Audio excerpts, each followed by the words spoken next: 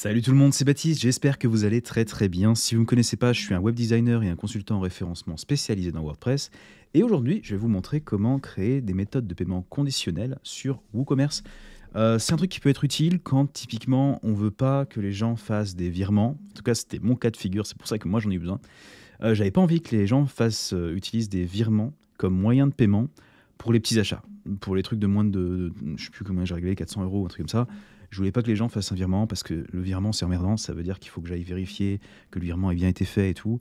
Alors que quand on utilise la carte bancaire, je sais que c'est fait, je sais que le virement a été effectué et donc ça permet de, ça me permet de pas me casser la tête quand c'est des petits montants. Alors comment est-ce qu'on fait ça? Je vais vous montrer ça tout de suite.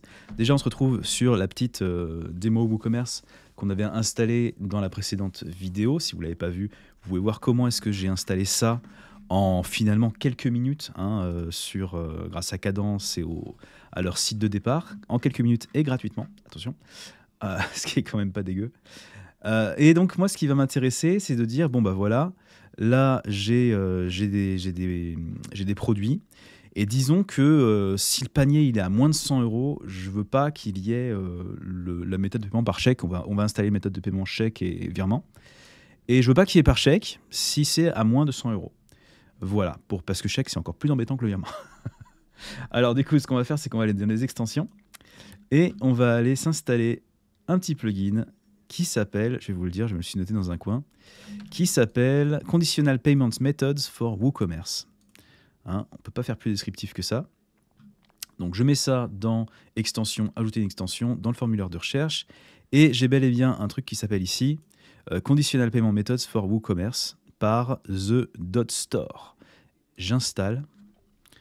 Donc vous voyez que c'est pas un plugin qui est extrêmement populaire, mais franchement, quand je l'ai utilisé moi pour mon site, je l'ai trouvé vraiment très pratique. Et je me suis dit, merde, il faut que je fasse une vidéo là-dessus pour vous partager ça, parce que certainement que cette problématique du paiement conditionnel, finalement, c'est quelque chose qui doit être assez souvent, on doit assez souvent tomber sur le cas. Donc voilà, alors maintenant qu'on a ça en place, il faut juste rapidement, quand on va dans WooCommerce Réglages et qu'on va dans Paiement, maintenant à côté de Moyens de paiement, normalement il n'y a que cet onglet-là qui est dispo, maintenant l'onglet Conditions qui est apparu. Donc moi je vais juste aller vite fait configurer les moyens de paiement, donc je vais juste en mettre deux, virement bancaire et paiement par chèque. Hop, j'ai cliqué une fois de trop, c'est pas grave, on y retourne. Voilà, donc maintenant j'ai ces deux trucs-là d'activer. Je ne vais pas les configurer et tout, parce que je ne veux pas prendre du temps dans cette vidéo pour ça. Si vous avez cliqué sur cette vidéo, vous n'êtes pas là pour ça, vous êtes là pour voir comment est-ce qu'on fait cette histoire de conditions. Donc je vais sur créer une nouvelle condition ici, dans l'onglet conditions, et je vais lui dire juste, pour m'en souvenir, je lui donne un nom, pas de chèque sous 100 euros. Voilà. Et je vais mettre comme condition...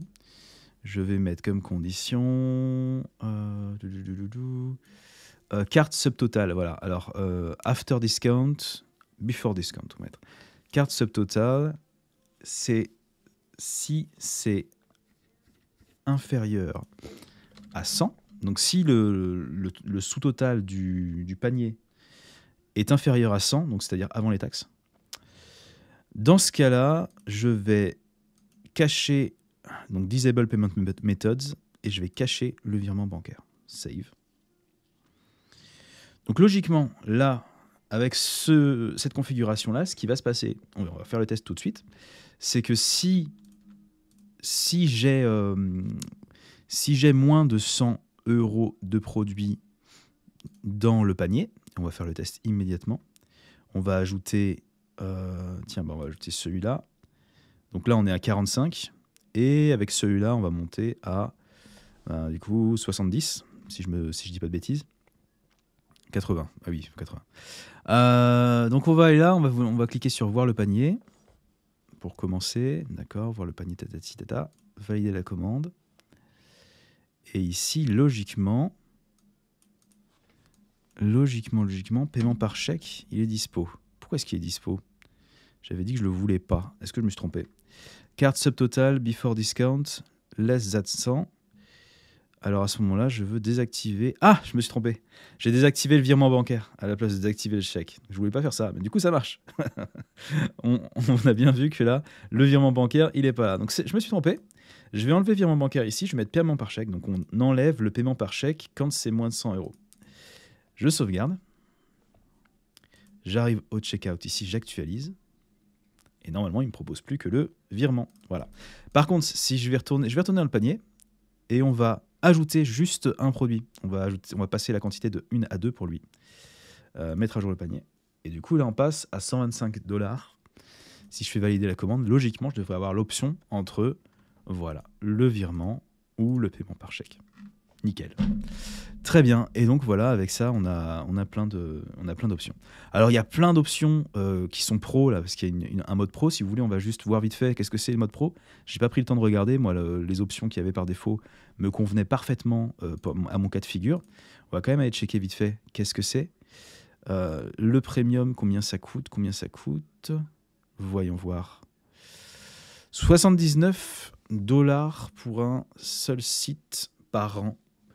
Oh, c'est pas dégueu pour un truc qui peut être sur un e-commerce. Si c'est un e-commerce qui fait du chiffre, bah, ça peut être une fonctionnalité qui est vraiment très utile. Donc bon, à voir si vous en avez besoin. Moi, la version gratuite me va très très bien. J'ai pas besoin de ça.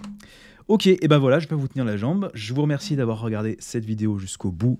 Merci de laisser un petit pouce si elle vous a plu, si elle vous a été utile. N'hésitez pas à me laisser vos questions en commentaire. J'essaie de y répondre de temps en temps, même si je fais du YouTube à côté de mon métier et que j'ai pas beaucoup de temps. Mais bon, j'essaie de répondre à tout le monde dans la mesure du possible. Si vous avez besoin de mes services, n'hésitez pas à passer sur mon site, je vous mets le lien en description pour voir un petit peu ce que je propose. En gros, je fais du référencement naturel, donc je vous aide à vous classer dans Google, et je crée et je refais des sites internet, souvent il y en a bien besoin. Voilà, je vous mets aussi le lien vers Kadence, si vous êtes intéressé par Kadence, je vous mets un lien d'affiliation en description où je touche une petite commission si vous achetez Kadence. Je vous le recommande très très très chaudement comme thème si vous n'avez pas encore choisi votre thème ou si vous êtes en train de faire une refonte. C'est un très bon thème avec de très bons sites de départ. Et puis moi, je vous souhaite beaucoup de succès avec votre site WordPress et je vous dis à bientôt. Salut.